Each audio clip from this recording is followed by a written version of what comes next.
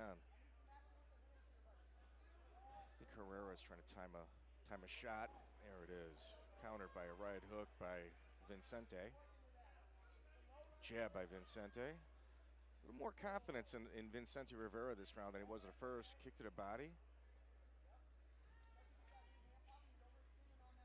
Herrera continuing to just throw the jab out there while circling.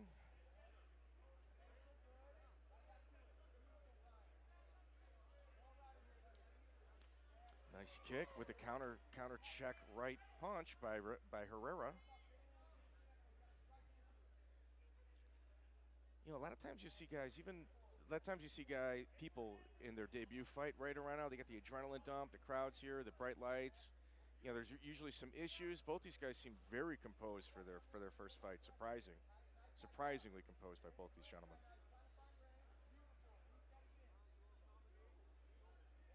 Ooh, left-right punch countered by an upper body lock by Brian Herrera. Ooh, another punch, and Brian Herrera went deep in a big slam. Vincente Rivera again on his back with Herrera in the guard, the closed guard of Vincente Rivera.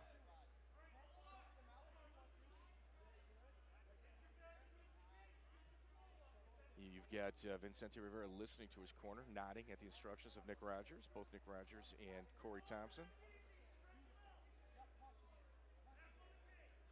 Yeah, there's a lot of maturity between both of these fighters. And Brian Herrera, being 18 years of age, he's doing big things for somebody just barely out of high school. You know, making the necessary sacrifices, changing where he lives from New York to Missouri in order to accomplish his dream. And Vincente Rivera took himself out of a very chaotic situation in Chicago. I don't think any explaining needs to be done with that city. And, you know, doing big things as well, living here in Minnesota, Alexandria. See, both fighters, this is another difficult round to judge. Both fighters also had their moments. I think most of that round, Vincente Rivera had more of dominant positioning. And Herrera, you know, with the last 45 seconds, gets a takedown and does some ground and pound. Yeah, it's not an easy fight to judge. I mean, it could be 1-1, it could be 2-0. You know, definitely not an easy fight to judge. I don't think either corner is telling their fighter that they're up at this point. I think you're going to see a little urgency on both sides. Whoever wins this round probably wins the fight.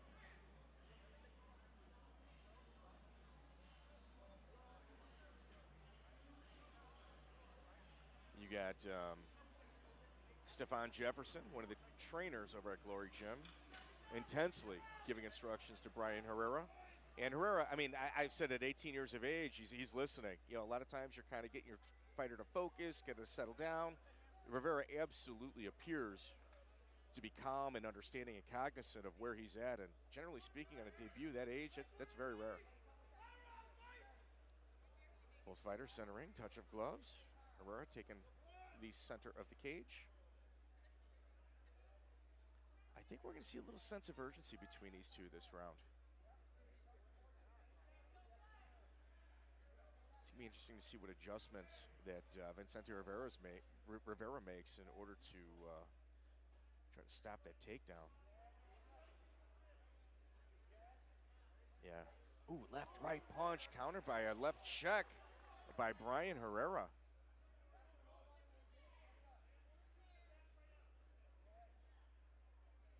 Oof. If you look at Brian Herrera, he's just getting his cadence. He's going back and forth, just trying to time Vincente Rivera in order to land another takedown. And if you look at the hands of Vincente Rivera, they're at his waist. He's just waiting to stop a takedown. He's not really concerned about any of the stand-up from Brian Herrera. Ooh, another hard right punch by Rivera. Left-right punch by Rivera again. Ooh, left-right punch by Rivera.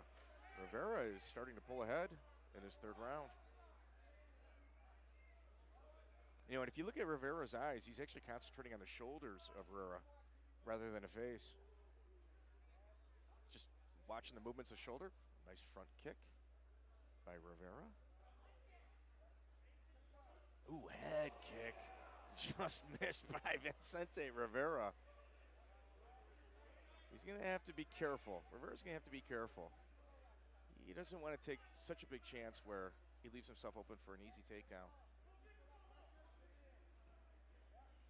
Left, right, ooh, and a underhook by Brian Herrera. And it looks like Brian Herrera is working his way to the back of Vicente Rivera. Rivera grabbing the left leg of Herrera. Ooh, repositioning himself, and they are squared up again. And I think Vicente might be going for a takedown of his own.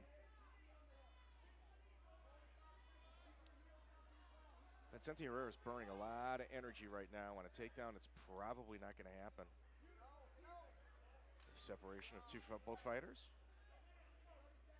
And if you look at the hands of Vicente Rivera, he is not too concerned about any of the striking of Brian Herrera. He's just watching the shoulders and has his hands almost by his waist at times.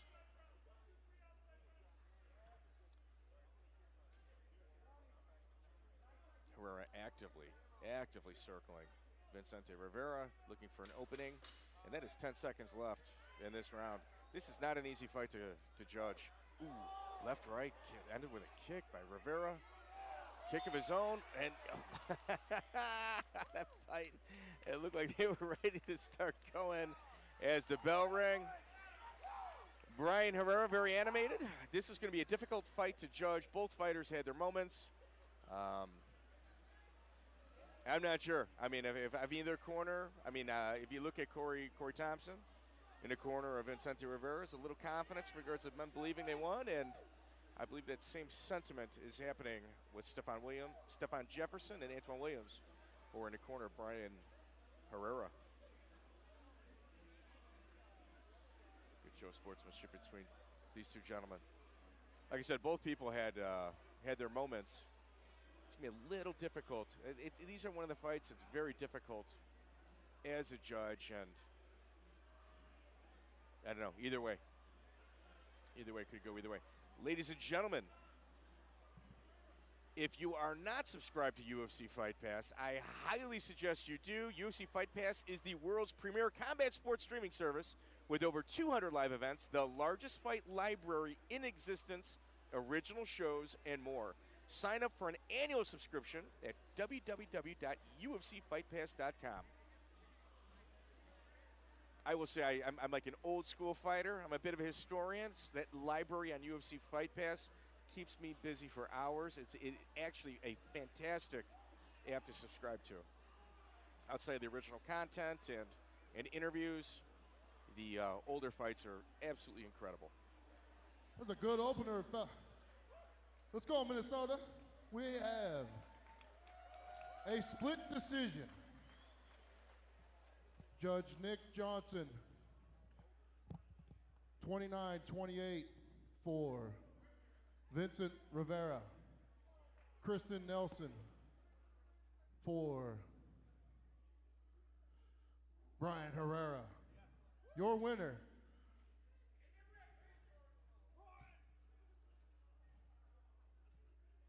out of the blue corner, Vincent Rivera. Ladies and gentlemen, that is one of those fights where you look at Brian Herrera, he's a little confused. He's not real happy with the decision. Both fighters had their moment. It's their debut. They're amateurs. Brian Herrera is a young 18-year-old kid, and I use that term loosely. He's 18. He's obviously a young man. He is just out of high school, and to be only training 6 months and to have a gym like Glory say he's ready to have his first fight, it speaks volumes of his trajectory, and I mean, it speaks volumes of who he is as a fighter. On the other side, Vicente Rivera dedicating this fight to his sister who fell to domestic violence. He's got to feel incredible, especially going to gym Nordic Warriors and moving from Chicago, Alexandria to make his dream come true. What's up, everybody? UFC President Dana White here. We're coming off the best year in UFC history. And 2022 is going to be even better, especially on UFC Fight Pass. We have so much new content. The world's largest combat sports library, including over 200 live events from Cage Warriors, LFA, Cage Fury, the Eddie Bravo Invitational, Fury Pro Grappling, and much, much more. No one, and I mean no one, has more combat sports programming than we do. There's always Available anywhere, anytime, and if you're a real fight fan, you do not want to miss any of it. Sign up today for UFC Fightpass.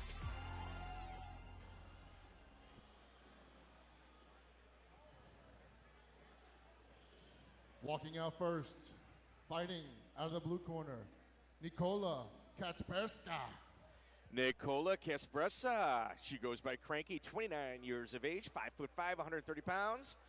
By way of Poland, she comes to us from Chicago, Illinois. She's 4-0, and she goes to hybrid MMA.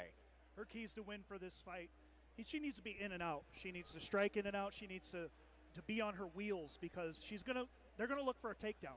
That's their wheelhouse. That's their bread and butter there. She needs to stay in and out and use an active guard if she does end up on her back. So Josh Bullock is in her corner, also her lead trainer. Her athletic accomplishments, including playing professional basketball in Europe. She says, I am very eco-friendly, and I live in a tiny house. She likes to lead by example, and if she's from Poland, she likes to stand and swing. Oh, absolutely. This is going to be a brawl if she can keep it on the feet. Yes, and her length also, she says she likes to use to her advantage, and she is just a pure athlete. Somebody that plays professional anything, especially like women's basketball, where Europe is, they're saying is actually more competitive than it is here in the United States right now. It just speaks volumes of who she is as an athlete. Well, she comes to compete. She wants that W. She wants to win, and she's taking on a heck of an athlete to try to get that. It's going to be a huge feather in her cap. Absolutely.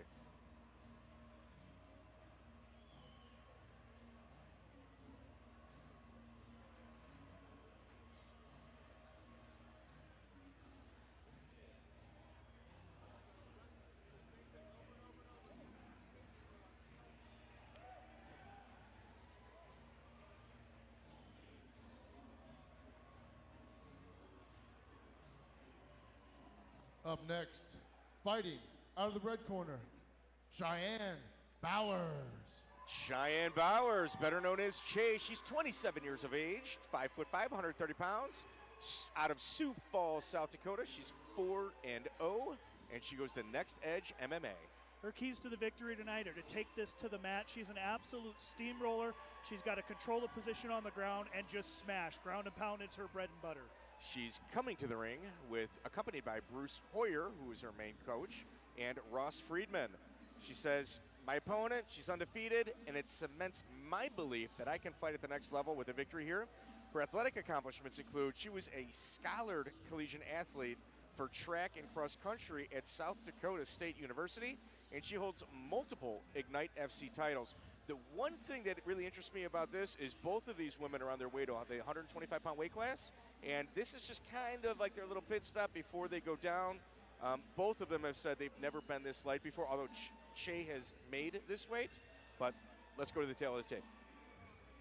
This tail of the tape is brought to you by Snap Fitness of Detroit Lakes. Science says you should feel great. Join Snap Fitness today. Kasperska is going to be the elder of the two by 2 years. Both came in relatively close on weight, both the same exact height, but we're going to have a 2-inch reach advantage for Shea Bauer.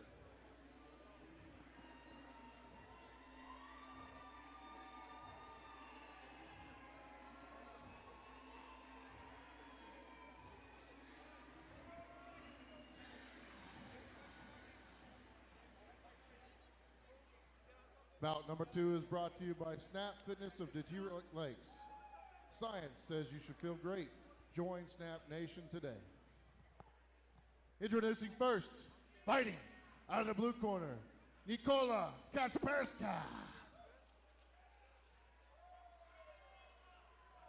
And her opponent, fighting out of the red corner, Cheyenne Bowers. Oh, baby, let's go. Nikola Kasperska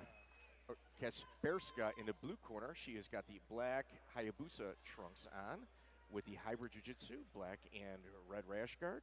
And Che Bowers, obviously, in the black spandex with multiple sponsors on them in a black tank top.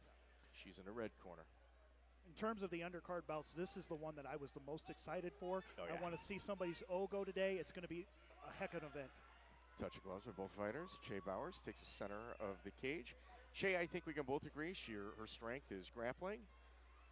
It's your kind of, Nick, it's kind of your classic matchup between grappler versus striker. Good catch on the push kick to an outside leg kick. This is Shay's butter. She's putting her right in the fence. She's going to look to take it to the mat and just wear her out. You got Jay Bowers. This is kind of where she wanted to be, putting pressure on Nicola. Now, I misspoke earlier. Shay does have one loss on her record, but she is currently on a 4-fight win streak. She hasn't been able to be stopped in those 4 fights. She's controlled the entire pace every time. Yeah, and I think her biggest asset and strength is her ability to just kind of slow things down to her pace, where she dictates, where the fight goes. She's got to watch that throw. Wow. She's got to have that position. Wow. And there's the underhooks. Again, that was a really good break from Nicola Kasperska, and I don't think she was expecting Che to be so aggressive following her. Here's the thing with Che. She does a ton of cardio. Track and cross country, her bread and butter, so you have to assume her gas tank is always full. Well, she's an absolute animal. You can tell by her physique, and right now, this is where she wants to be. Kasperska has to have an active guard right now. She's got to move. She's got to be working on getting back to guard. That way she can actually move. She can work. She can actually attack and try to get to a better position. So in our pre-fight interview, Nicola was saying that she's well aware that Che likes to kind of like steal the rounds. She's like, she likes to get somebody on the ground and just steal the rounds, and her intent is not to let that happen. Good arm track. She's going to start to look for some hammer fists here. She's going to stay heavy across that wrist. This might be a setup for a far. Oh, nope, she's got the legs trapped, so no far side armbar. Nicola Kasperska, she's close to her corner. Josh Bulak. Good pass, good pass. Shouting instruction. And she got kind of a crucifix position here. Now she's going to look to just land damage. Yeah, Jay Bowers, her strength, I think, is, it's a little surprising to a lot of her opponents. Well, she's so big for this weight class. And she's on her way to 125. And she's pure muscle. Yeah. I mean, look at the physique that she has. We got to buck. We got to move right now. If you're on the bottom and you're Kasperska, you've got to get moving. Kasperska, Nicola, when they had that original break against the cage, if she would have came with something spinning, she would have landed. I don't think she expected Che to just follow her so intently. Right. Hands were down at the time that Che was chasing in. Don't turn away from her. Turn into her. Let's start to push down on the hips and get that guard back. Good knee slide pass. Full mount late in the round. Here comes the ground and pound. 10 seconds for the armbar. Wow. I tell you what, Jay Bowers. She made it out of the round by the skin of her teeth. Jay Bowers really turned it up towards the end of that round, and she's huffing and puffing like she went for a finish when she heard that 10-second mark. If you're going to take a chance or an opportunity, when you hear that the wood clack, it's probably the time to do it. And again, that's just her style. That's her bread and butter. She's like a belt sander. She's going to take inches and inches off of you by grinding on you, and then when you don't want to be there anymore, she's going to try to tap you out. Both of these women refusing the stool. Now, Bowers has a fantastic coach in her corner with Bruce Hoyer. He's produced multiple UFC fighters.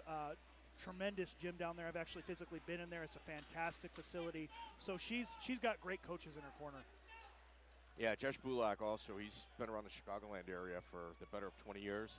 He has seen he's seen many a good fighter come through his gym as well. Fantastic. Yeah, both really good gyms. Get Nicola getting little deep breaths in. Che looks to be ready to go. Touch gloves by both combatants. And we have started round 2. I imagine to see much of the same thing on a Shea Bowers in the first round. She's going to look to put her against the side of the cage, try to get her to the ground. The thing with Shea Bowers, she pretty much tells you what she's going to do, but you can't stop it. It's very difficult to stop. Ooh. Vera Ronda Rousey-esque with the armbar. You got Nicola leading with jabs and kicks, kind of just feints. I think she's just downloading data to kind of understand the movements of Che Bowers. Che tends to switch her lead foot. Well, they're being very respectful of each other's abilities. Kasperska doesn't want to get too deep in there. She doesn't want to get that takedown. There she is. And back on top again is Che Bauer. Let's start moving those hips, work to get that guard back. Nicola once again on the bottom. think this is Che's world right here. 100%. Yeah, kind of slow things down a little bit, pepper with shots, wait for Nicola to maybe get a little bit sloppy or take a chance and grab a submission. Well, none of these shots are damaging shots. What they're doing is they're keeping Kasperska from thinking about what she wants to do from the bottom, how she's going to advance her position and not get controlled on the bottom. These shots are just annoying more than anything. Yeah. Che once again positioning herself. She's in side control right now. Moving the body of Kasperska. Wonder if she's going to start to look for maybe a north-south choke position, trapping that arm there. Slide the knee over. There we go. It comes. Che has got her knee on the belly of Kasperska. Oh, and there it is. Good full call, mount. Mike. Full Good mount. call for the full mount. Yep.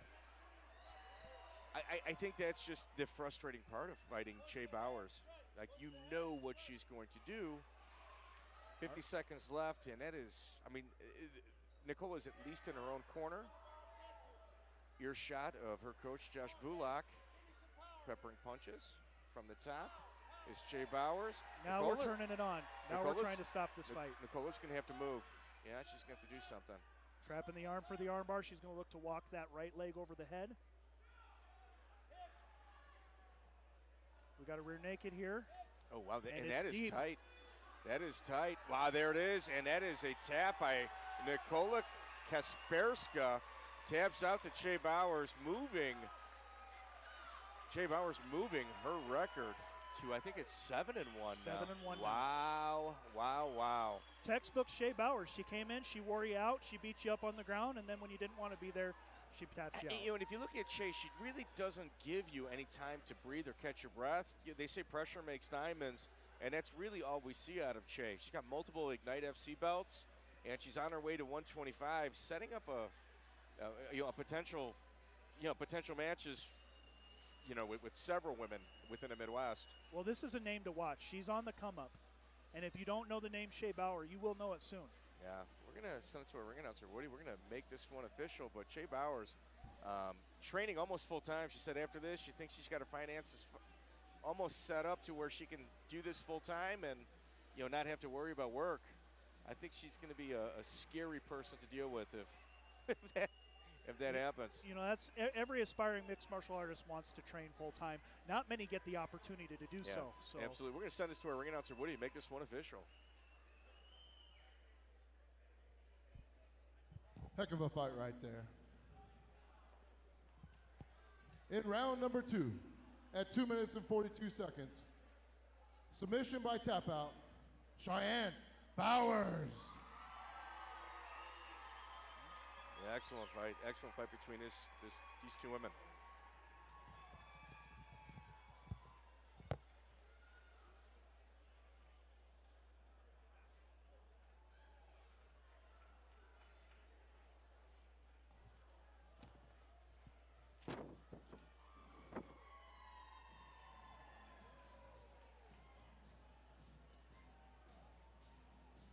You're in for a special treat right now.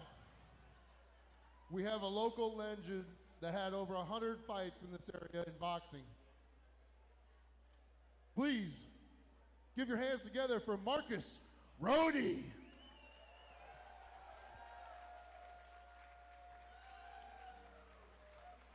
Marcus Rhodes, no stranger to being in the spotlight. You fought the Klitschkos, the real deal Jamil McCline, Layman Brewster. What's it like seeing a big show like this come to Detroit Lakes, Michigan, Minnesota? It's great because so many times they talk about us Midwest fighters that we're not about it, and we're coming to put it on the table right here. They need to take recognition of us from the Midwest. We coming. So no stranger to walking up into the ring ropes. What is next for you? Training? Are you going to make another appearance? Nah, fishing. I'm fishing, hunting, and drinking beer, and giving her. Ladies and gentlemen, this guy is a legend within the boxing circles, and it's an absolute pleasure to have him at our event. Thank you so much. Do you have a word for your fans, please? Hey, I have no friends. I just have friends. And that's all I got. Ladies and gentlemen, Marcus Rhodes.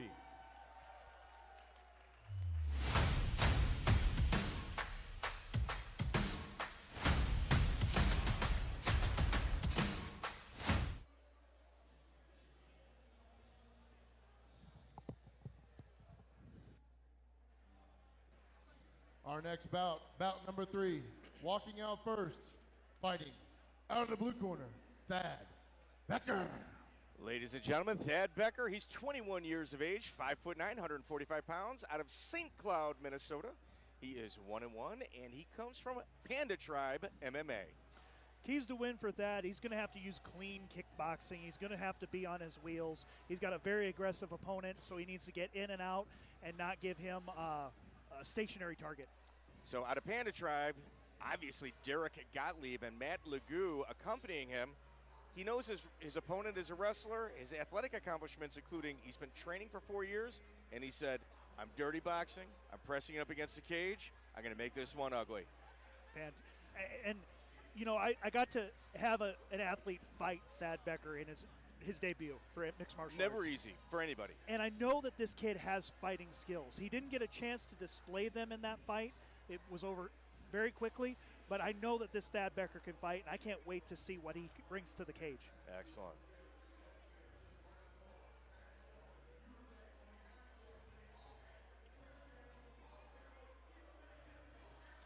Coming out next, fighting out of the red corner, Alexis Flores. Alexis Flores, otherwise known as Alex. He's 26 years of age, 5'7", 144 pounds, out of New Ulm, Minnesota. He's 1-1, and he's out of Fight Squad. Keys to win for Alexis is just be gritty, be mean, be aggressive, put his back on the mat and beat him up. That's what he needs to do to win. Yes, so out of Fight Squad, obviously accompanied by Juan Hernandez. Colin Ruby is also accompanying him. He took this fight, I think, about a week ago. His athletic accomplishments including wrestling since kindergarten, and he's a state qualifier in wrestling. He's been training for 1 year. He has no fear of anybody, obviously, taking a fight on 1 week's notice. He's here to beat somebody up. He's mean, and his whole team's that way. They're very gritty, they're very grizzled, and they just want to come and they want to fight. Nick, have you ever sat across from somebody and you see that look in their eye like, yeah, this guy really enjoys either hurting people or just kind of, putting it in fifth gear and kind of looking for an extra one? Unfortunately, I have. Yes, and it's no fun. I physically went back in the third round and told my corner I can't hurt this guy before. Yeah. And this is exactly the same type of fighter in Alexis Flores. Yeah, Alexis Flores, you see him, you see the look in his eye. It's just pure adrenaline. Like this, exactly. It's the type of individual that just loves to fight.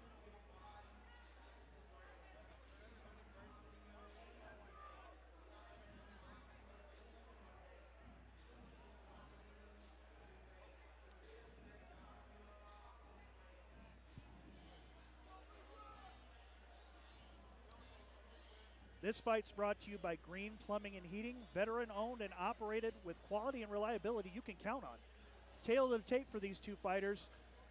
Thad Becker's 21 years of age. Alexis Flores comes in at 26. Both right on the mark for weight. 5'9" advantage for Thad Becker and a little bit of a reach advantage for Alexis Flores. Bout number 3 is brought to you by Green's Plumbing and Heating.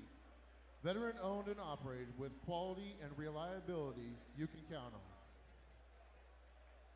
Introducing first, fighting out of the blue corner, Thad Becker.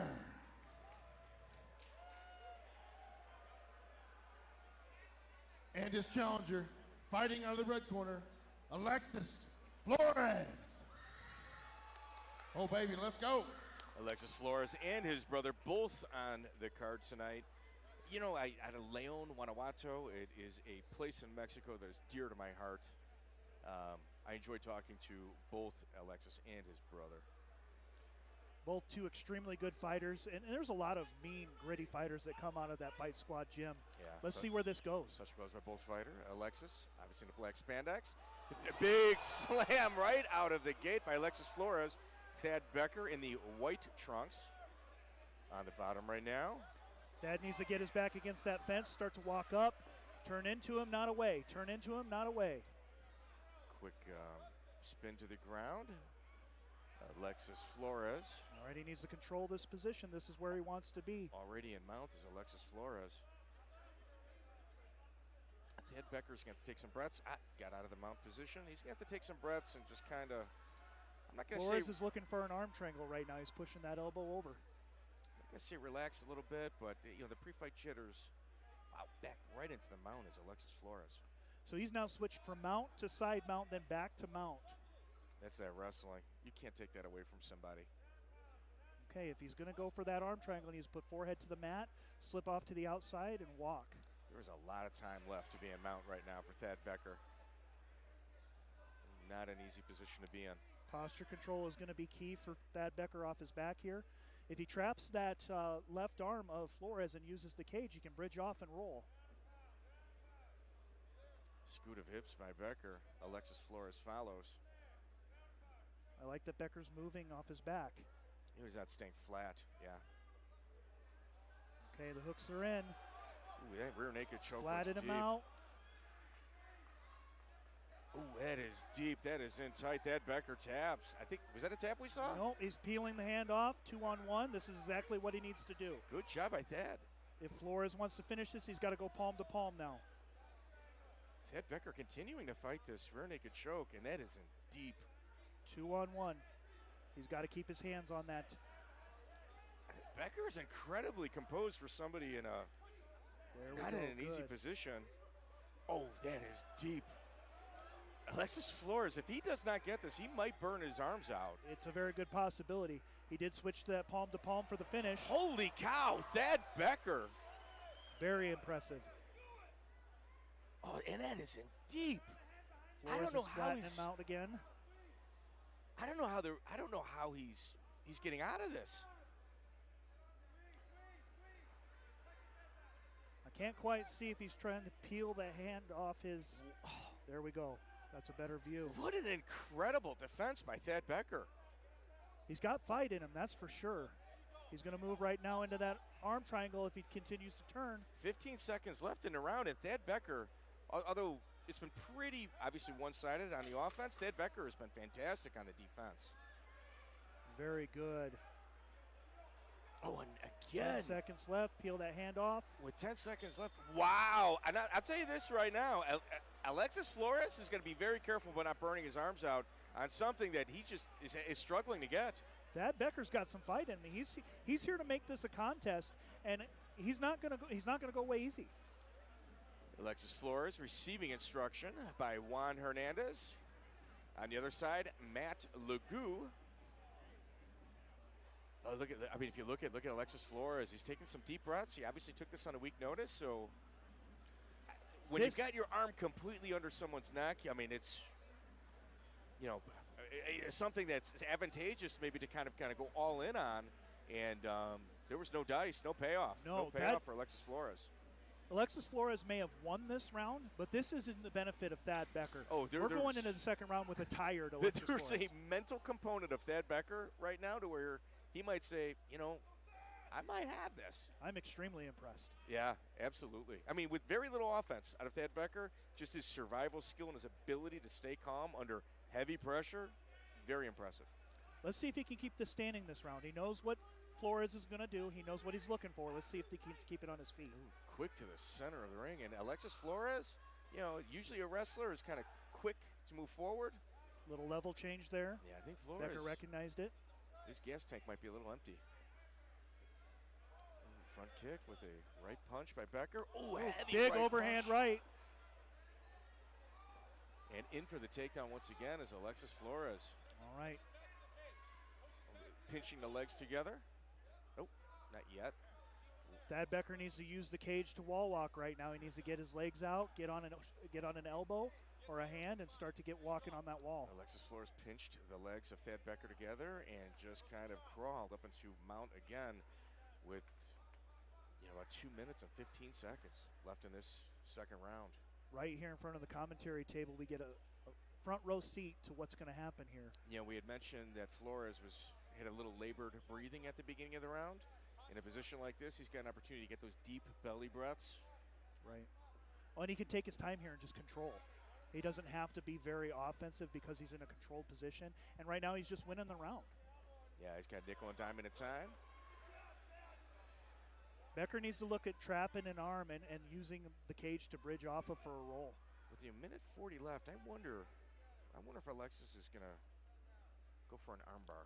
Oh, there it is. On cue, Mike. Very good. Yeah, that's kind of a risky move, especially Becker, when you're a little bit tired, though. Now, we've got people screaming, pick him up. Becker's doing the exact right thing. He needs to stack him. Don't pick him up or you're going to straighten that arm out. Oh, my God, belly down armbar. Oh, my gosh. Alexis Flores, understanding that the rear naked choke might not work, went for a belly down armbar, and just look at the look on Alexis Flores. Well, I don't know exactly if he was happy with that or not. I can't read him because he seems intense. upset with the He's finish. intense. You know, I think he wanted the ground and pound finish. Look at this replay. Look at belly down armbar. Oh, no. Yeah, that's absolutely a no-no to lift up and try to pull away. It straightens the arm out. Becker was doing the right thing to begin with stacking and putting pressure. Fantastic performance by Alexis Flores. I'm going to tell you this, Thad Becker,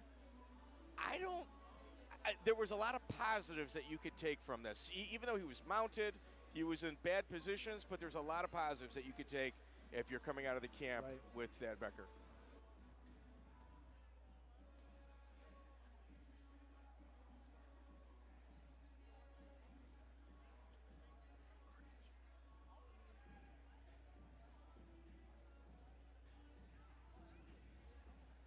Ladies and gentlemen, in round number 2, at 1 minute and 39 seconds, by tap out, your winner, out of the red corner, Alexis Flores.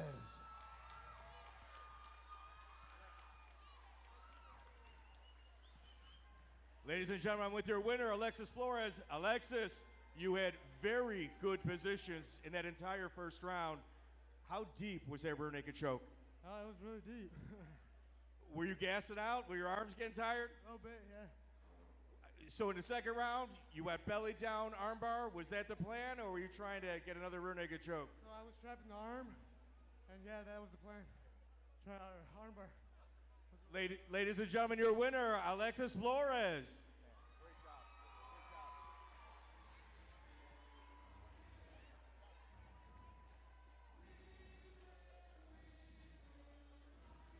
Alexis Flores advances his record to 2-1 with a victory over Thad Becker. Tremendous fight.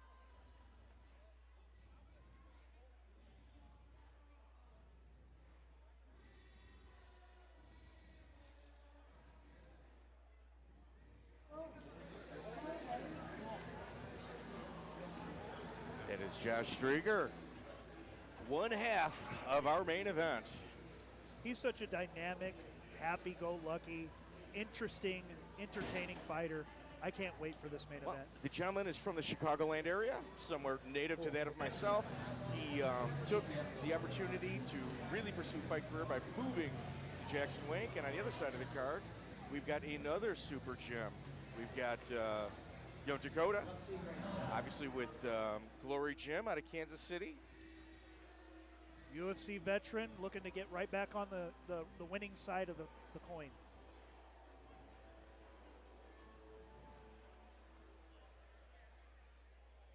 Up next, bout number 4.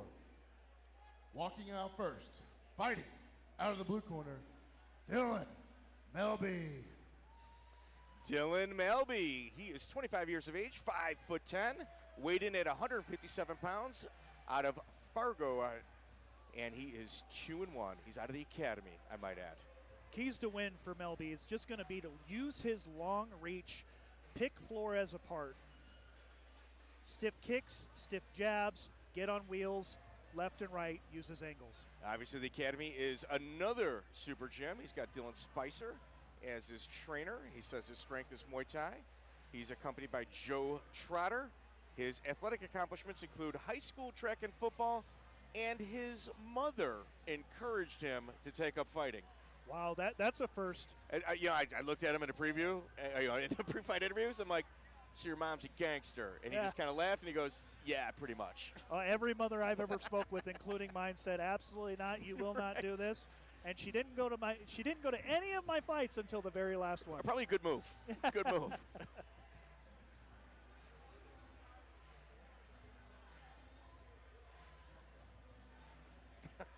Boy, he is a long fighter. He's going to have a heck of a reach advantage in this fight. No, big time, big time. He's got to use it to his advantage.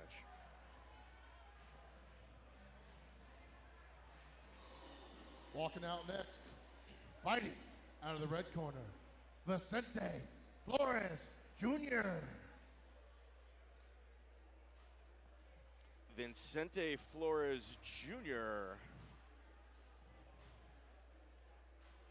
He's fighting out of the squad in New Ulm, Minnesota. His record is 3-3. He is 5'8". Juan Hernandez is leading him to the cage. Keys to win for this match for Flores. He needs that aggressive clinch work that he's so familiar with. He likes to get in your face. He likes to get some underhooks on you, and he likes to pick you up and dump you down. He has to close distance against this long fighter. Well, we saw his brother, fighting earlier, obviously, and strong wrestling background. Likes to stand and trade. Fighting seems to run in that family. Oh yeah, and it's every member of that fight squad, Jim, is just tough and mean, and they show it every time they get in the cage. I wouldn't be surprised if Mr. Flores decides to pick Melby up and dump him on his head. Yeah, no, absolutely. Absolutely. Everybody coming out of that camp is generally fight ready. A lot of Hispanics, obviously, the biggest compliment you can give somebody, they are a typical Mexican fighter, which means lots of heart, inside fighting, and not afraid to ride out on their shield. This fight's brought to you by Dion's Danger Zone, a mixture of cardio, strength training, and boxing together for a great workout. 25 years of age is Melby, 28 years of age is Flores. 156, they both weighed in at weigh-ins. A little bit of a height advantage by 1 inch goes to Melby. 73-inch reach for Vicente Flores.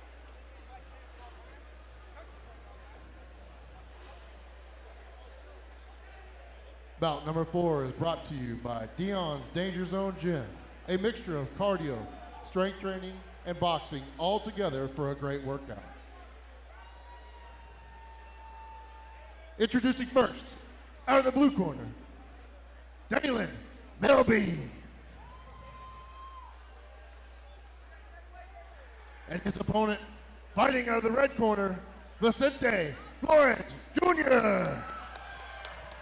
Oh, baby, let's go. We've got Vicente Flores in the black spandex and Dylan Melby in the navy blue trunks. I believe I got the pleasure of calling Vicente Flores' first fight, and in that particular fight, he slammed his opponent big time on three different occasions. Ooh, left-right punch by Dylan Melby, taking center of the ring. Ooh, heavy punches by both fighters. Flores firing back, letting him know that he's not afraid of him. Counter check, right punch by Vicente. These two are swinging for the fences. Yep, standing and trading, neither one of them wanted to give an inch. Oh, left-right punch by Vicente Flores. That was a big right hand landed by Flores. And as you had said earlier, Dylan Melby is fighting very well. Dropped. Vicente Flores, left-right punch is going in for the finish.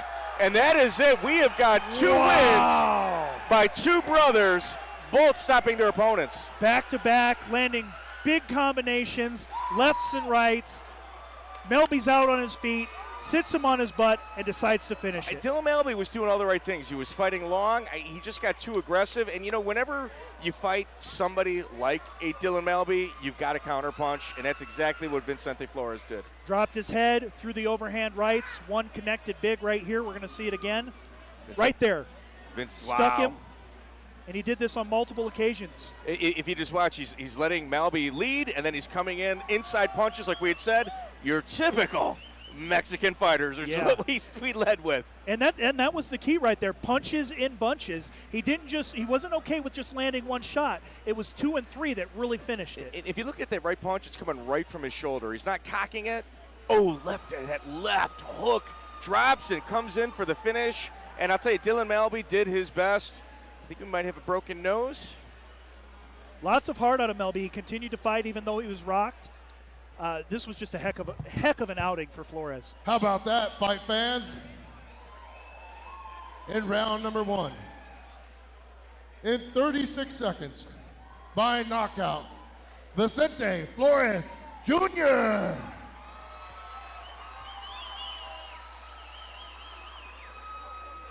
Ladies and gentlemen, I'm with your winner. Was there a little pressure watching your brother in the fight previous to this? Oh yeah, man. You know, he motivated me. His one, you know, it got me set. It fired me the fuck up. You know, sorry for that. You know, it fired me up. I worked really hard. You know, I had minor setbacks throughout the whole camp. You really couldn't cut the weight as I should have, but I made it happen. Had an injury for a month and a half with my ankle. You know, so I just started running last week to be able to be cut 20 pounds. So I made it happen, you know. So you had Melby lead punching. You were countering with inside punches. Was that your plan going into this fight? Well, normally I always lay on the pressure for all my fights. So for this one, I just laid back, stayed patient. That was the game plan. Ladies and gentlemen, your winner, Vicente Flores.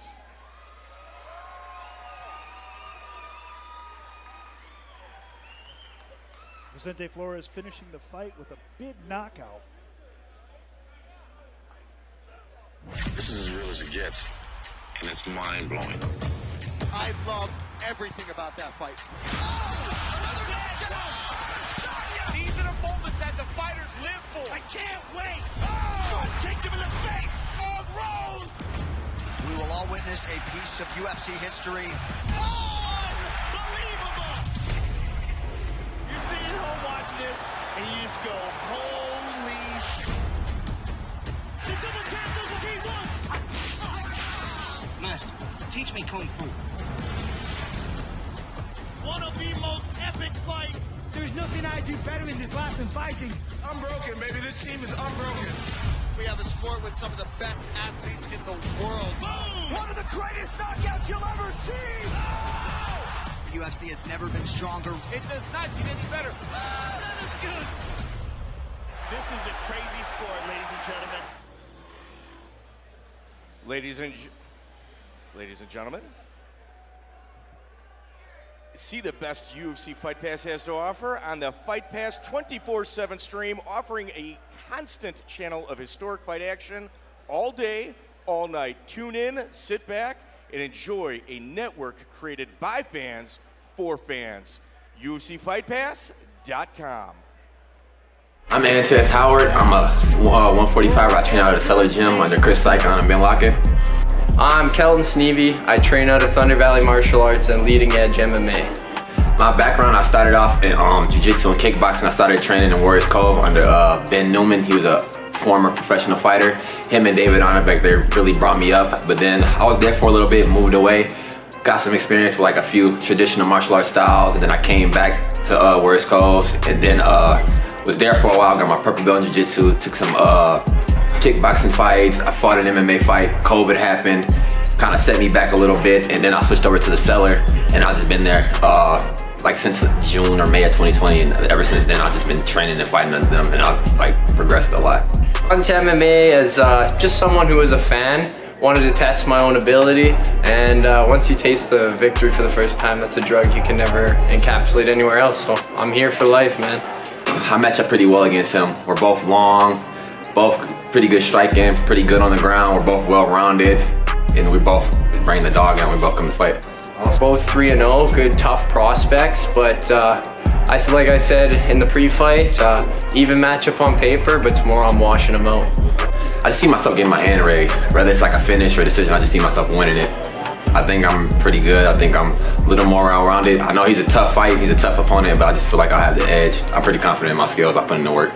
I feel like I'll get him out of there in the first round. I feel like he won't be able to handle the pace, the pressure, and the power. I feel like he's gonna just fold.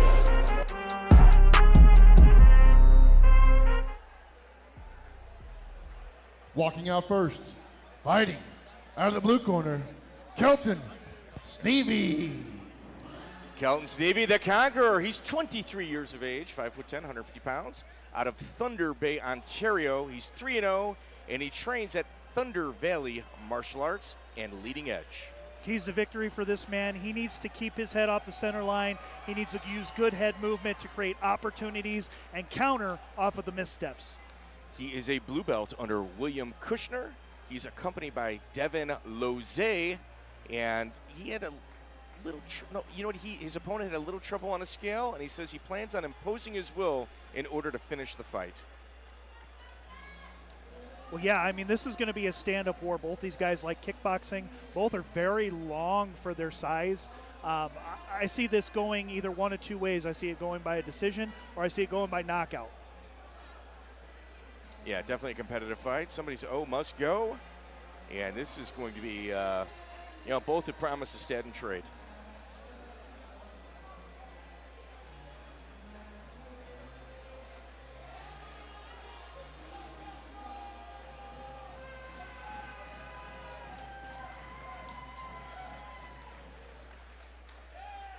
And now for the challenger, fighting out of the red corner, Antez Howard. Antez Howard, otherwise known as the Hornet. He's 23 years of age, 6 foot tall, 150 pounds, out of St. Paul, Minnesota. He is 3-0, and he's training out of the cellar. Keys to victory for this fighter is he needs to chop away that lead leg. He needs to go ahead and batter and bruise, make it so that Stevie can't throw his hands, can't use his jab, can't change levels for the takedown, destroy that front leg. He is a purple belt out of under Chris Sycon. He's also accompanied by Ben Locken. He says his opponent is unorthodox, solid grappler with good kicks. His athletic accomplishments include a 2-1 Muay Thai record. He's also a kids coach at the cellar, and he trains 6 times a week. They got to turn the lights off to get him out of there. Runs 3 times a week. And my father was a boxer, is what got him into this sport. Good. Carrying on the family tradition. It's great to see him doing that. And the cellar always produces fantastic fighters, great game quality fighters. I'm excited to see how this fight goes. Absolutely. 2 very competitive people. Kelton Sneeve walking around the ring, raising his hand, and this fight is brought to you by the Nines, casual, playful shop for women's clothing for a variety of body types. Tail of the tape here, we've got exact same age, 3 years of age for both. Both were perfectly on par for weight. 5'11" advantage, or I'm sorry, 5'11" for Stevie, 6 foot for Howard. Howard is going to have at least a 5-inch reach advantage.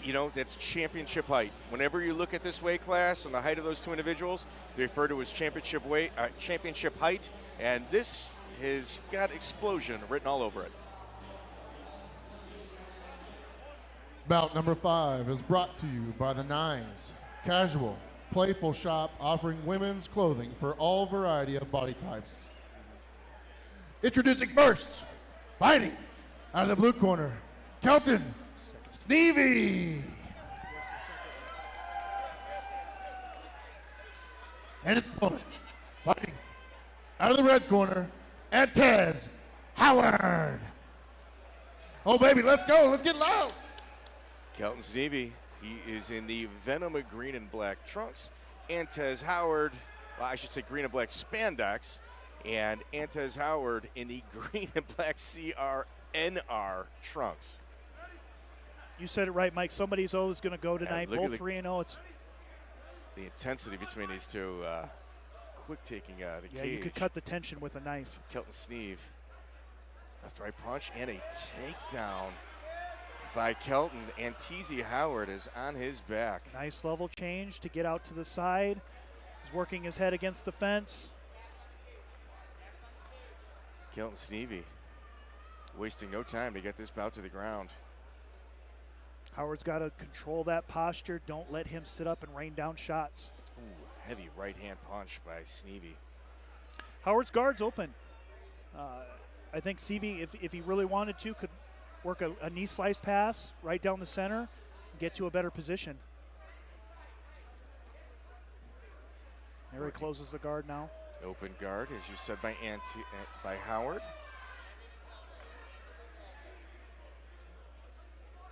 And Kelton on top, vigorously working. Stevie's doing a good job of putting his forehead right in Howard's chin, making it uncomfortable for him. He can't think to move. Yeah, Stevie kind of taking a lot of time off the clock. He got the takedown right away. And about half the round, I mean, obviously we're 10 seconds away from that, has been with Kelton on top. I'd like to see Stevie maybe attempt to at least put a hole in the gas tank by hitting the body from here. He's kind of just content with holding the position. Yeah, there's not a lot of offense coming out of Kelton other than just taking the time from the clock. Good posture control from Howard from the bottom.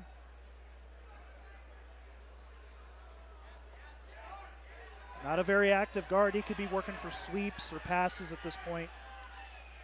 Yeah, Kelton is peppering punches to the left side of Howard. Now he had the posture there. I'm not entirely sure why he decided to go back down. He could have started raining shots. Ooh. And it looks like Kelton Stevie might have his arm. Ooh. Elbow was past the groin area there, so he was safe. He's putting the knee on the chin of Howard. Make it uncomfortable for him, making it hard to think. A little up kick by Howard as well. Yeah, that was an awfully close up kick while he was on the ground. It's got to be real frustrating if you're Antizia Howard right now being on the bottom. Stevie finally looked for a little bit of a pass there, but almost got his arm trapped for the triangle. Kelton is doing enough to not have the bout stood up, but not mounting much offense also. Oof. There we go. There's as some I peppering say, shots. As I say that, yeah, good left to right punches by pass. Stevie. There we go. Back take with 10 seconds left. Ooh, end of round. Antizia Howard is he's gonna have to figure out a solution to getting off of his back, and I think Kelton is walking back to his corner, a little more confidence in regards to his ability to get the fight where he wants it to be. Absolutely. Well, he's going to look for the level change again. He controlled the position that entire round. He used his wrestling, and he just kind of wore on Howard. Howard, not a very active guard. He did go for a couple triangle attempts. I'd like to see him control the posture a little more if he's going to try to trap that arm and go for a triangle. You got Ben Locken in the corner of Antizia Howard. Kind of, looking at him intensely in order to avoid a takedown. I'm assuming some of the adjustments he's going to have to make. Well, he's got to get him fired up. He's down one round at this point. He's got to come back, win this next round, or put him to sleep, or tap him out, one of the two. Yeah, Devin Lozay on the other opposite side. A lot of confidence. They clearly had a game plan coming into this, and Stevie is executing it perfectly.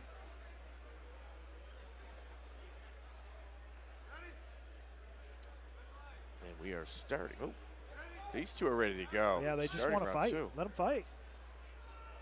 A little feint by Stevie for a takedown. Good check for Howard. Oof. You can see Stevie faking shots in order to get Howard to drop his hands. Comes up with a heavy right punch. Feints are great, but that's a lot of movement. Oh, Antizia Howard. Comes forward and initiates the clinch. I'm very surprised at that. Yeah, Stevie with an over-under body lock for a nice little dump down into side control. Heavy takedown by Stevie. Kelton working his way in a mount. We've got 2 minutes and 18 seconds left, and Kelton once again is in a very dominant position. Howard's doing a good job of trying to get back to guard. Stevie's just controlling that position. Oh, almost a back take off the cage. Howard initiated the clinch. I was surprised at that. Well, I don't know if he thought maybe he could do a little beating him up with the knees, or maybe a little dirty boxing around the cage. Yeah, a little tie work, given the gym that he's from, but it didn't work the way he wanted it to. In a pre-fight interview, Howard said he's an unorthodox but solid grappler. That was a much better knee pass from Stevie this time. And the Conqueror finds himself on top of Howard once again. Looking to posture up. Watch that arm. Ooh. Stevie working his way to the back of Howard. Now, it's hard to work from here with your back against the cage like that. Stevie should maybe look at getting a body lock across the midsection. Oh, both hooks in. This is absolutely exhausting if you're on the bottom. There we go. This is my favorite position. Flatten them out and beat them up. Right in the mount is Kelton Stevie. Stevie's doing a good job of maintaining the position. Howard's active off his back. He's transitioned to several different positions at this point, but Stevie's just all over him like a blanket. Covering the mouth. Covering the mouth of Howard. That is a veteran move. Yeah, disrupting the breathing. Heavy hammer Big fist. hammer fist. Hammer fist right back in the mount. And the conqueror, Kelton Stevie, is in a very dominant position. He's just beating him up from here, and he's content to stay right there. He's going to flatten him out again. Yeah, flattened out is Howard. This is going to be incredibly frustrating. It's a terrible position to be in. You feel helpless, especially if they can keep flattening you out. And I'll tell you, the activity of Kelton is incredible. This is going to get stopped. Oh, it's stopped. And you know what? There was punches to the shoulder, but when you're on the bottom and you're not reacting right, I mean, a referee is just going to do his job. Yeah, absolutely. It's his job to make sure that you're safe. And at the amateur division, there's no point in taking unnecessary punishment. You know, there was a lot of confidence in this fight by Kelton, and his opponent Howard is, very game, very game. I think Stevie just did his homework. He knew where he wanted to take it. He knew how he wanted to control it, and he knew how he wanted to finish it, and he executed his game plan perfectly. Yeah, very good job. Very dominant performance by the conqueror, Kelton Stevie. Big shots, big ground and pound, super fast, rapid punches. Ref had no choice but stepping in and stopping it. Yep.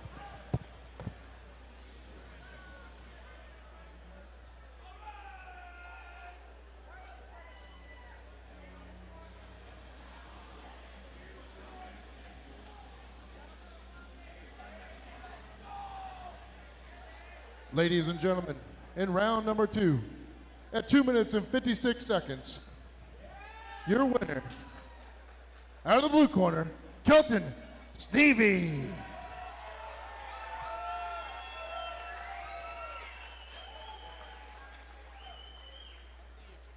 Kelton Stevie, our winner. Kelton, there was a degree of confidence going into this fight against a very tough opponent. Was this the result you expected? You know, it's the result we trained for. I trained for everything. The most complete featherweight out here.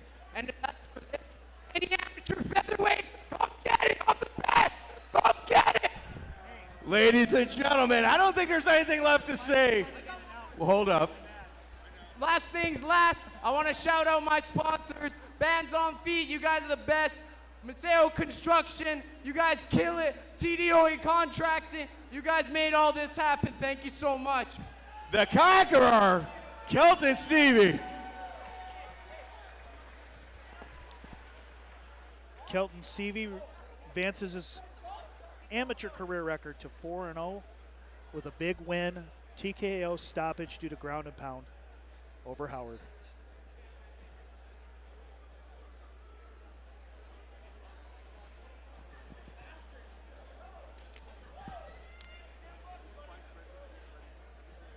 Coming up next, an interview with Chris Holt.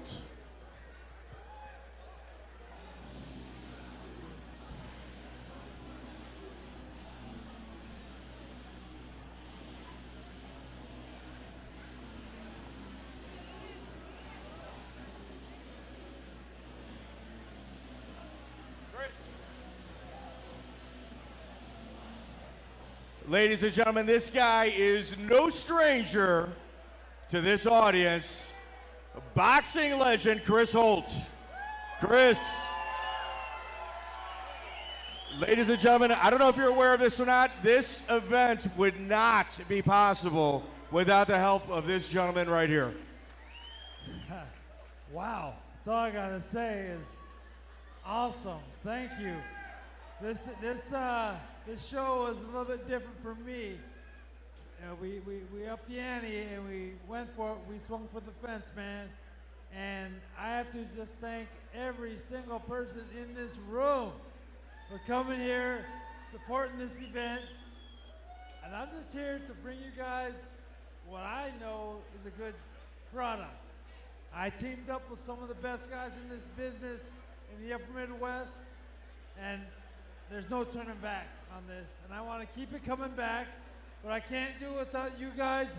Thank you so, so much. I don't think there's a person in this venue that you did not harass to purchase tickets to this event. Chris, we at FAC thank you so much for helping this event come along. Hey, man. I'm going to...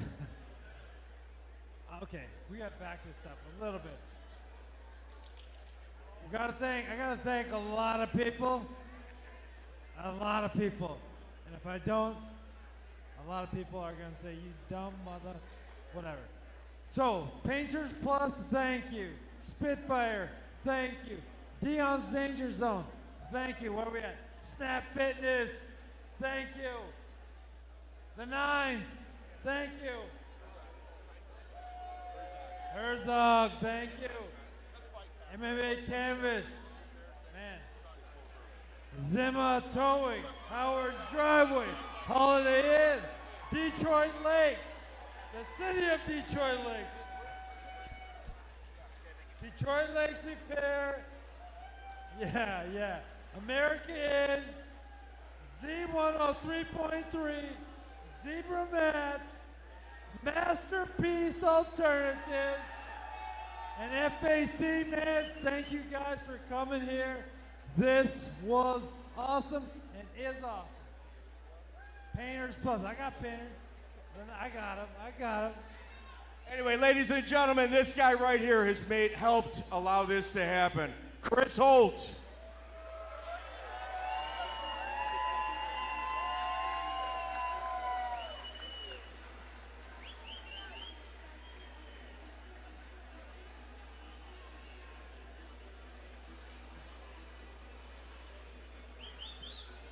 Nick, how are we doing? Doing good. Good deal. It's been a good first half of the show, man. Thank you. Man, what are your takeaways from the first half of the show here? I don't hear you. As you can tell from my good looks, it's now for my favorite part. Intermission. Get you a beer, get you a drink. Be sure. What are your takeaways from the first half of the show here, Nick? Takeaways, I'm settling in. Things are getting good.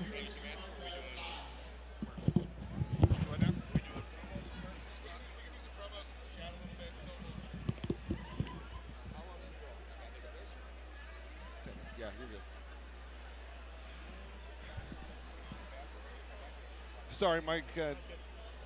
Mike's over here trying to take a quick break. So yeah. But man, what are your takeaways from the first half of this card? To be honest, everything's going as planned, in my opinion. I'm getting a little more comfortable. I'm settling in there. You know what I'm saying? How do you think I'm doing? Man, it's been a great card. I mean, I've really enjoyed it. You know, we've had some hiccups at the beginning, like I didn't start the stream in time, but you know, that's kind of how things happen. We got the nerves and stuff here, getting ready for this Fight Pass show here. So it's been a good day though, man. We've got a good crowd here. I look around, there's a ton of people here. Man, I'm happy to see us here in Detroit Lakes doing this. You know, Nate, it's a live show, buddy. Things happen. I'm surprised the show started on time. That's the thing. In all my fight events in my career, I've never had a show start on time. So this is a one-off. Well, this is because you had me running the show, man. Hey, the best in the business, right? So tell me a little bit, man. The second half of this card, what are you looking forward to? Well, obviously I'm looking forward to the main event. We've got two very dynamic fighters. We've got a UFC veteran looking to get back on the winning track.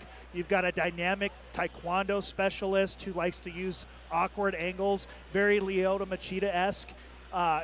He comes with very unorthodox striking, so we could see some fireworks in that main event. The one that I'm really looking forward to is going to be Brian Marshall and Gonzalez. These two are going to meet right there in the center of that ring, and they are going to beat the bloody heck out of each other. It's going to be an amazing fight, and I'm going to go out on a limb here, and I'm going to say somebody's going to sleep. Man, you know, somebody you're not familiar with, but with me being around the FAC cage so much, Elle Wegman's here. Her boyfriend, Grant Dawson's going to be sitting in her corner. How do you see that fight playing out? Well, Wagman just made a big change. They actually both, her and her, is it boyfriend? Boyfriend. Fiance. They both made a change. They decided to go to Florida and start training with American Top Team so they could get that stand-up in line, right? She specifically said that she does not want to be a one-trick pony. She wants to show everybody that she has good striking. So I foresee her wanting to showcase that. Now, how her opponent handles that are two different things. She may close the distance and not want to allow her to do that. Man, I'll tell you what. I mean, kind of going back to the amateur card, the one person that I've been excited, Mike and I have talked about her before, Shy Bowers is an absolute monster. How much longer until Bruce lets her make that step over to the pro side? Well, I think, in terms of, I'm a coach as well, and I want my fighter to get as much experience as they possibly can before they decide to make that change, because it's a heck of a difference in athletic ability when you jump up to the pros. Not only that, but you as an amateur are building yourself as a brand. And the better amateur career you have, the better you're going to get paid as a professional. So take your time. Don't rush it. The one thing I know is females, especially at the amateur level, they have a really hard time finding fights, especially the lower weight levels. I honestly don't know how much longer she's going to be there. I think she can be very competitive on the pro side too. Well, if she keeps doing what she's doing now, there's not going to be anybody left to fight her. That's the thing. So, she may be forced to go pro at that point. But, she is an absolute wrecking ball. Awesome. Mike, do you have anything to say about that first half of the card? You know what? Shay Bowers definitely made a staple in regards to who she was as a prominent female fighter in the Midwest. I'm assuming her next bout, I think she's going to make 125 pounds one time, and then she's going to turn pro. Awesome. Let's talk about what's coming up. How about that? Main event. We got Dakota Bush and Josh Streaker. We just kind of had a little bit of a talk about that. We've got two very dynamic fighters. One is a wrestling specialist. The other is a taekwondo specialist. The taekwondo specialist, Streaker, likes to use weird angles, unorthodox striking. You don't always see when you're sparring inside the gym. Wheel kicks, axe kicks, things of that sort. Is Bush prepared for that? I don't know. Can Bush put him on his back? I don't know. Bush has got a tenacious style. Somebody that it's like a hurricane, and you're going to have to weather that storm if you're Josh Streaker. Well, and he's going to be very, very, very hungry. He's coming off of 2 losses. Those 2 losses being in the UFC, he wants to make a statement that he belonged there and he needs to go back. Yeah, let's talk about the undercard. All right, I'm just going to be very direct in regards to this. Victor Moreno is somebody that's, I think he's got about 64 fights. He's, roughly 64 fights. I refer to it as a 50-fight club member. Anybody that, passes that finish line, I've got the utmost respect for. I probably saw him fight several times throughout here in the Midwest. It's incredible to see a guy that's 38 years old continuing to step in at a weight class that he was very dominant at 170 pounds. Well, he's just a hard-nosed guy. I mean, when I started competing, Victor Moreno was competing. He was always in the Omaha and Des Moines area winning fights, and you knew that if you were fighting Victor Moreno, you had a fight on your hand. He's got a chin of stone, and he's coming forward the entire time. Man, I will tell you, I've seen Victor several times. He used to be one of those Josh Neer guys and kind of fought the same way that Josh Neer does. Yep. Just reckless abandon, moving forward, walking through punches. And I expect to see more of that in this tonight, too. Just, he's gotten older. I don't know that he's going to be able to walk through punches like he used to be able to. And I think it's been a while since he fought. So I'm interested to see what he does. Well, and he's part of that hard-nosed group that, it wasn't nothing for them to fight 3-4 times in a weekend. And I've physically seen it. It's the most insane thing I've ever seen. So you mentioned 3-4 fights in a weekend. I think that's a good segue for Sam Cleveland. Exactly. Sam Cleveland, ladies and gentlemen, let me tell you about Sam Cleveland. He's 48 years old, is in phenomenal shape. He's a local gentleman, 20-plus years wrestling. And if you look at his fight record, he's got Dave Monet, Joey Clark, and I actually saw him fight Roger Huerta like around 2005, I want to say. He shies away from nobody. He has absolutely no fear. He's in there to make it a dogfight. Yeah, absolutely. Standing across from him, Jesse Wanamaker. Jesse Wanamaker has great stand-up boxing skills. He doesn't always get to show it because guys don't really want to stand with him. So he has several submission victory wins. Jesse's coming off of a loss in Alexandria a couple months ago, so Jesse's going to be hungry. He wants to get back in that win column, and here's a chance for him to let that stand-up shine. All right, well, we talked about our fight of the night prediction. I say we started off. We got Omo Yeli Gonzalez and the Iceman, Brian McDowell. These two guys have no interest in going to the mat at all. They're going to stand in front of each other, and they're going to punch each other in the face until someone drops. That's the game plan. It's cut and dry. It's not changing in any way. So Brian McDowell had 17 amateur fights, and I think he's on his 10th professional fight. Correct. There's certain people that just have an issue saying no to a fight, and Brian McDowell absolutely falls into that category. Absolutely. And because of that, Brian's got a lot of scar tissue built up on his face. He does cut easily. So I'm interested to see how that's going to play a factor in this particular fight, because Gonzalez, when he swings, he's swinging with reckless abandonment. If that lands, it's going to cut. Well, Omayeli throws with power. He throws a lot of fastballs. Yep. You're looking at a guy that's just he's loading his cannon over and over again, but there's not a lot of tell behind his punches. Nope. Oftentimes when somebody relies heavily on their power, there's also a tell behind it. And Brian McDowell isn't afraid to get punched, and Omayeli, I believe, is going to oblige him. Well, absolutely. And the thing is he can continue to go. This man is a specimen. He's an athlete.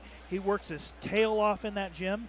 And he's not going to get tired till the third round. So those fastballs, those overhand rights, they're going to continue to come the entire fight. Yes. Yeah. I believe that might be our fight of the night, and we're giving him a little love, obviously. And also on the card, female fight, Elle Wagman against Kara Kozlowski. That's an interesting fight. We've got a gym change that just happened for Elle Wagner. Her and her boyfriend moved down to Florida to train with American Top Team. She's been training with high-level striking coaches, and she's publicly said that she wants to not be a one-trick pony. She wants to show everyone here that she can stand and bang, and she's got stand-up skills. How is her opponent going to handle that? Well, let's talk about this. Sometimes, Nick, as I think you can attest to, when somebody switches gym, sometimes they get stuck on what we refer to as pause. They get stuck on pause because they've got two different systems, one system that they've adapted to over years of training, and now they're kind of training something a little bit different. And sometimes if you get caught in the middle of maybe a technique that might be a little different from one gym to the other, you could put yourself in a very dangerous position. Well, I think this is all just tools being added to her toolbox. She's always already a very well-rounded, very dynamic fighter, and now she's with another set of she was at a world-class gym before. Yes. She's with another set of world-class coaches that can give her a little more tools for her toolbox. All right, Kara Kozlowski. All right, this woman is actually pretty special. Her record is 1-2, but it's not telling of the type of fighter she is. She had 15 amateur fights, most of them outside of her weight class because she couldn't find anybody in a 105-pound, weight division. She, very attractive, loves to make a fight ugly. Oh, yes. Oh, so you're looking at, Elle Wagman, obviously somebody that's undefeated at 4-0. Kara Kozlowski is going to come dirty. Yes. She is, and I'm not saying filthy in terms of antics. The way she makes people bend is just to make the fight ugly and take them to depths that they might not be used to. It's going to be a dogfight. That's what she wants, and she's so strong for the 105-pound division. She's got great use of her clinch, great head movement during her stand-up, and, So, Nick, as we've seen, sometimes men are born into the cage. They're just kind of little cage rats. Women, what we're seeing is they come from years of dance, and they're making the transition to mixed martial arts, and their footwork is incredibly superior. Oh, yes. Okay, so Kara Kozlowski has been doing ballet, I think hip hop, all types of different styles of dancing since the age of 4. Right. So you're looking at superior footwork. There's a woman that just won Golden Gloves in Indianapolis, Natalie Gage. That is another very special individual, and it's just once they get their footwork to adapt to fighting is when you see angles being cut that you don't even see on the men's side of the sport. You know, I'm gonna put my foot in my mouth here a little bit, but Not the first time tonight. Right? Don't the females take to the technical aspect of fighting better than males do? In my opinion, being a fighter. I have a 14-year-old daughter, and I will tell you they are light years ahead of us men. I don't think we catch up to women till about 32, 33.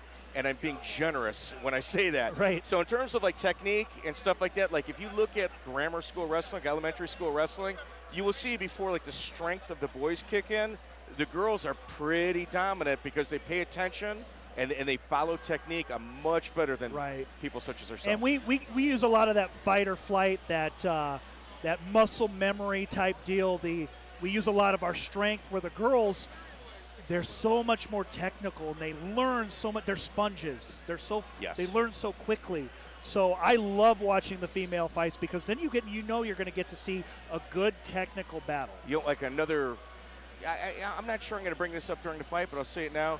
Kara Wisłowski, you know, she had disclosed to me that growing up, her dad was like a workaholic, and she was always at dance, and there really wasn't a lot of time for them because of, you know, both of their schedules. Like, they kept her active. And she said her father retired and has dedicated, like, this portion of his life in order to kind of get to know her. And he's been at the gym, the same gym as her, 6 days a week. And today is the first time he changed his life. He's doing things different. He's involved at the gym. It's like you're watching a woman that's just kind of growing into herself and the bond between her father. And she said, tonight, my father is cornering me. What a heartwarming story. Absolutely. And, you know, speaking about stories, we're going to kind of, you know, rewind a little bit.